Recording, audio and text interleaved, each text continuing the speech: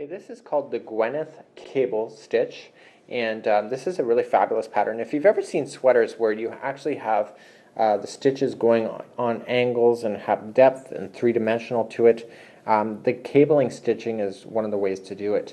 So I'm going to show you how to do this next, and I'm going to use a 4-ply Bernat worsted yarn.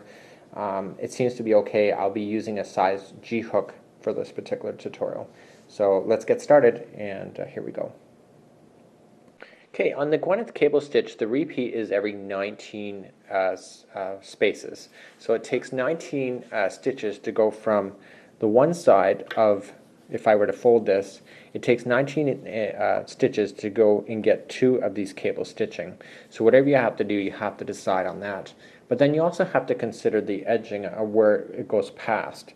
And in my case, what we're going to just do today is that we're going to do a total of 25 going all the way across. And so that will give me, instead of 3, it'll only give me 2. Okay, so you have to consider if 19 is the pattern, what will you want extra on both sides of it when it comes to your edging. So you have to decide that for yourself. So let's start off, and we're going to do 25 chains. So I'm only going to do 2 of them, using a 4-ply worsted yarn size G hook. So that was 1, 2, 3, 4, 5, 6, 7, 8, 9, 10, 11, 12, 13, 14, 15, 16, 17, 18, 19. So there would be the actual repeat right there, 19. So I'm going to add extra for the sides. So I'm adding an extra, so 19, 20, 21, 22, 23, 24, and 25. Okay, so there's my 19 plus a little extra for the ends when we get there. So okay. So if you figured out 19 to the 25, you'll realize that was an extra 6 stitches. So what I want to do now is that I want to chain up 3. So 1, 2, and 3. And we're going to create a first, we want to do 3 double crochets right in a row. So 1, 2, and 3, we're going to go in on the 4th stitch down from the chain. So 1. Okay, so the chaining up already counts as 1. Then we also have the next one, and then we have the next. Okay, so the chaining counted as one of the double crochets.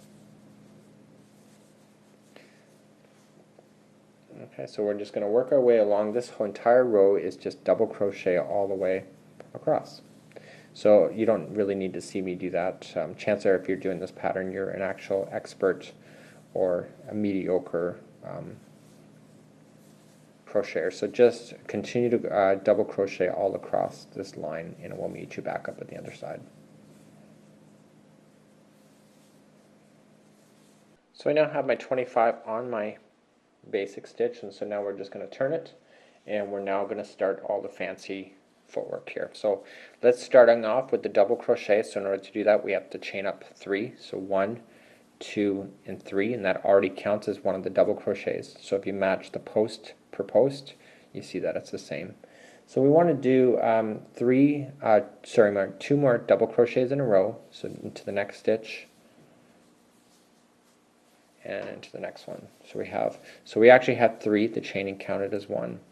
Now in the next one, we want to do a double crochet around the post, and the post, if you remember, is the gap in between the stitches. It's right in there. So we're just going to grab our material going into the one side. So this is where the next stitch is. It's on the top, but we want to go around that same post instead. So in and out, grabbing the material, pulling it through, pull through 2 and 2.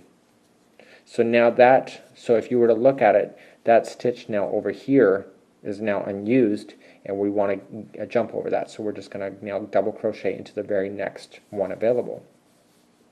So that grabbing the post is the same as going into the top. Just think of it that way. So we then want to double crochet into the next one, and so now what we need to do is start our crisscross. So how we do it is we're going to quadruple crochet. So let's count it out. So we're going to wrap our needle. So wrap, wrap, and wrap. So say wrap 3 times, and so you'll have 4 loops on your hook. So now looking to where on your line, so you got 1, 2, 3 going into the 4th. So just stick your needle into the 4th stitch, pulling it through, and now you're going to work your way as if you're regular crocheting. So pull through 2, pull through 2, pull through 2, and pull through 2. Okay, so now you have a very severe angle that we have. So let's wrap, wrap, wrap. Okay, now going over here to where it's coming in, going into the next one, pulling it through. So pull through 2, 2, 2, and 2.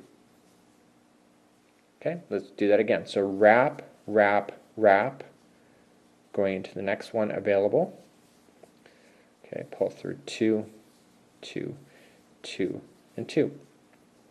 So now we have to create the opposite direction through the other ones that we had already done.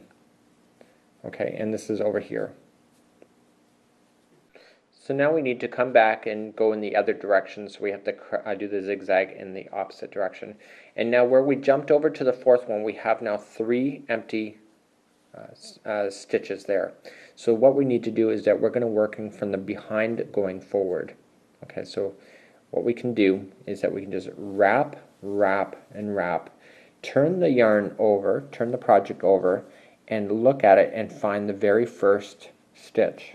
Now I find when I do this is that I tend to put my finger over top of the actual string here to hold it into position when I shove it in, and then I let go. And then I grab the material, pulling it through 2, 2, 2, 2, and 2. Okay, so then you're starting to get your strings going in the opposite direction on the other side, which creates then the 3-dimensional look. So let's do that again. So wrap, wrap, wrap. Okay, grabbing the material, going into the second available stitch. And I know that's kind of hard to see from the camera angle, but it's the second one over. Okay, pulling it through 2, 2, 2, and 2. Okay, so we got 2 done, we just got to do one more. So wrap, wrap, wrap, grabbing it, going into the final empty stitch that you can see, pulling it through, pull through 2, 2, 2, 2, and 2. And there you go. So now what we need to do is now fasten this, because now you can see on the one side you have the crisscross, on the other side you have it in the other direction. So we're just going to double crochet this, going back to your line to the next available. Just double crochet as normal. So now you just secured that in a position. So the next one, remember how we went around the posts over here? We want to repeat that over here. So grabbing the material, instead of going into the next stitch, we're just going to go around the post instead. Going through 2 and 2. Okay, and so then we just go into the next crochet stitch available on the line, and now we're just going to repeat exactly what we just did. So wrap, wrap, wrap. Okay, going over to the 3rd one. So 1, 2, 3. Sorry, going over to the 4th one. Sorry, pulling it through 2, 2, 2, and 2. Let's do it again. So wrap, wrap, wrap into the next one on. Okay, so just pull it through all your 2s and wrap, wrap, wrap, going into the next one. So you have 3 in a row going in that same direction, pulling it back through all your 2s. And now let's go back and do the ones in behind. So wrap, wrap, wrap, turning it over. 2, 2, 2, and 2. Okay, wrap, wrap, wrap to the next one available on the line. I know that's hard to see from your camera angle, but it is there. Okay, and then wrap, wrap, wrap into the final one available. And this took me a long time to understand where those stitches were, just to be able to eye it out and find it as quickly as I'm showing you here. So now we're back onto the edge. So if you were finishing off your project, you're getting close to your edge. So we're just going to finalize this crisscross by a regular double crochet as normal into the stitching. And then we're just going to do around the post for the next one. So we can bring it up and around. And now let's go into your very next stitch available. Okay, and if you planned it right, you should end up with 3 double crochets left at the very end. So really you should be planning in sets of 19, and then what you want to do is add another 6 for yourself for the edging. So there you go. So there is what it looks like so far. Very three-dimensional. In the right color choices, this would be actually really incredible. Not sure the green is actually pulling it off very well, but let's get on with your next row. Well, we've already established the pattern now, and now it's just a matter of repeating what you already have. So let's chain up 3. This counts as your first double crochet. So 1, 2, and 3. Okay. So the next one you can see on the line is a double crochet. So we just want to repeat what's already on this stitch. So the next one is already a double crochet, so which makes sense because we wanted 3 in a row, and the chaining already counts as the one of them. So this one here, you can see that it looks abnormal, and that's because it's we're doing the post work. So what we're going to do now is just grab the material and going around the post for that one, just to repeat what's already going on there. So that counts as the top of that stitch has already been taken. So now there's just one left before we start our crisscross again. So we're just going to do that, just a double crochet into the regular stitch area. So let's do your crisscross. So wrap, wrap, wrap. So 3 wraps, counting over to the 4th. And the easy way to look at this now is you're going to see it going up a slope and down a slope. So it's basically the first one when you see it going down the slope. So it's the 4th one away. So let's do your 2, 2, 2 configuration. Okay, so wrap, wrap, and wrap. So your 3 wraps, and just working your way across.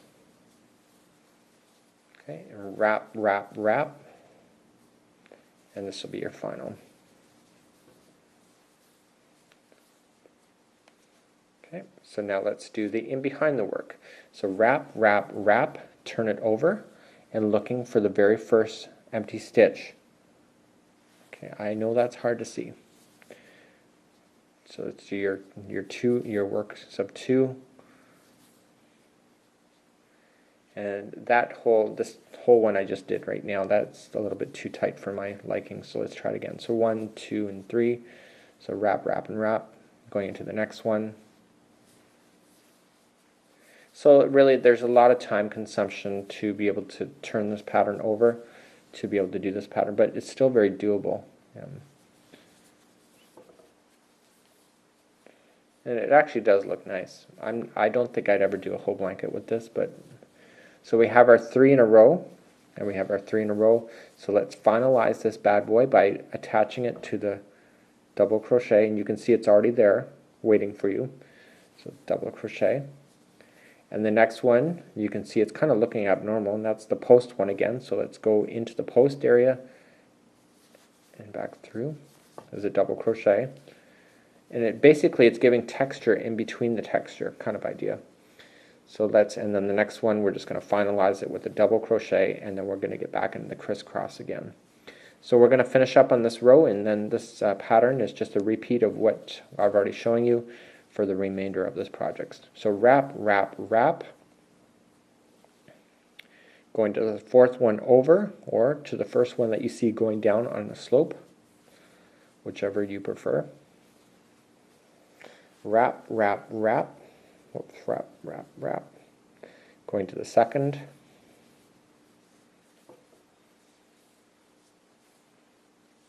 wrap, wrap, wrap. Okay, and now let's go into your doing the back work. So wrap, wrap, wrap, and flip, going into your very first one. See, now my finger there is so important to kind of hold that. When I first started doing this when I was a teenager, this pattern, that's like a million moons ago, but I really struggle with this, and a lot of it is just understanding where your material should be, where it should be going into, and how to hold your yarn. This is a good one for really truly understanding what you're working with. So we're doing our